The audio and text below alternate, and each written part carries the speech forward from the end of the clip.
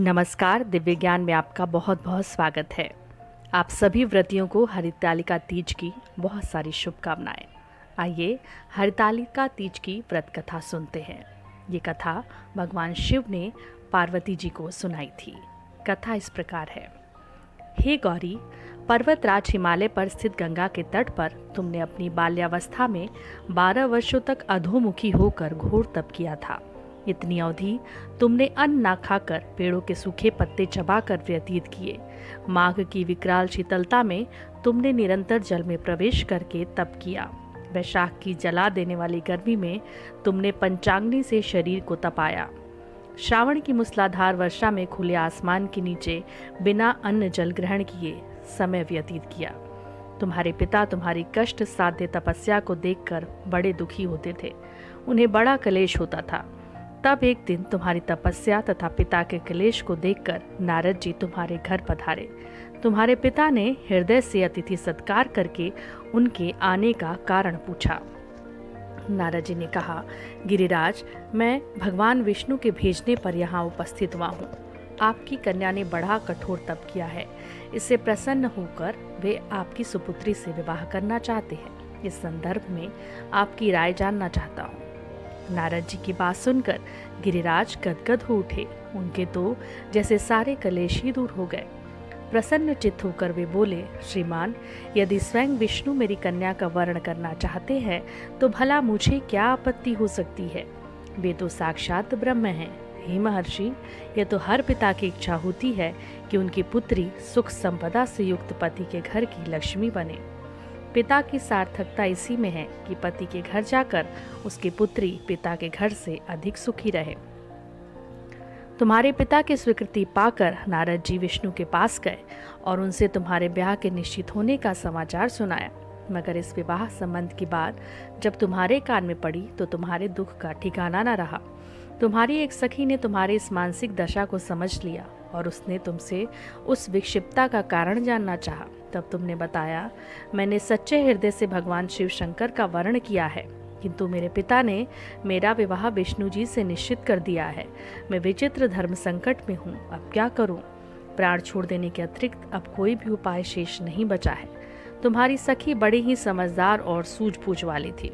उसने कहा, सखी, प्राण त्यागने का इसमें कारण ही क्या है। संकट के मौके पर धैर्य से काम लेना चाहिए। नारी की जीवन की सार्थकता इसी में है कि पति रूप में हृदय में जिसे एक बार स्वीकार कर लिया, जीवन पर्यंत उसी से निर्वाह करे। सच्ची आस्था और एक निष्ठा के समक्ष तो ईश्वर को भी समर्पण करना पड़ता है। मैं तुम्हें घनघोर जंगल में ले चलती हूँ, जो साधना स्थली भी है और जहाँ तुम्हारे पिता तुम्हें खोज भी न पाए। वहाँ तुम साधना में लीन हो जाना। मुझे विश्वास है कि ईश्वर अवश्य ही तुम्हारी सहायता करेंगे। तुमने ऐसा ही किया। तुम्हारे पिता तुम्हें घर पर ना पाकर बड़े दुखी तथा चिंतित हुए। वे सोचने लगे कि तुम जाने कहाँ चली गई। मैं विष्णु जी से उसका विवाह करने का प्रण कर चुका हूँ। यदि भगवान विष्णु बारात लेकर आ गए और कन्या घर पर ना हुई तो बड़ा अपमान होगा। मैं तो कहीं मुंह दिखाने के योग्य भी नहीं रहूँगा। यही सब सोचकर गिरिराज ने जोर शोर से तुम्हारी खोज शुरू करवा दी।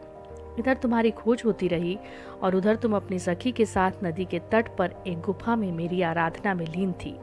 भाद्रपद शुक्ल तृतीया की हस्त नक्षत्र था। उस दिन तुमने रेत के शिवलिंग का निर्माण करके व्रत किया। रात भर मेरी स्तुति के गीत गाकर जागी। तुम्हारी कष्ट साध्य तपस्या के प्रभाव से मेरा आसन डोलने लगा। मेरी समाधि टूट गई। मैं तुरंत तुम्हारे समक्ष जा पहुंचा और तुम्हारी तपस्या से प्रसन्न होकर तुमसे वर मांगने के लिए कहा।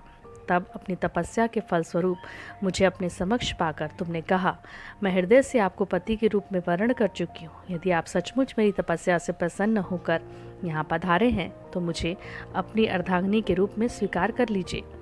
तब मैं तथास्तु कहकर कैलाश पर्वत पर लौट आया। प्रातः होते ही तुमने पूजा की समस्त सामग्री को नदी में प्रवाहित करके अपनी सहेली सहित व्रत का पारण किया।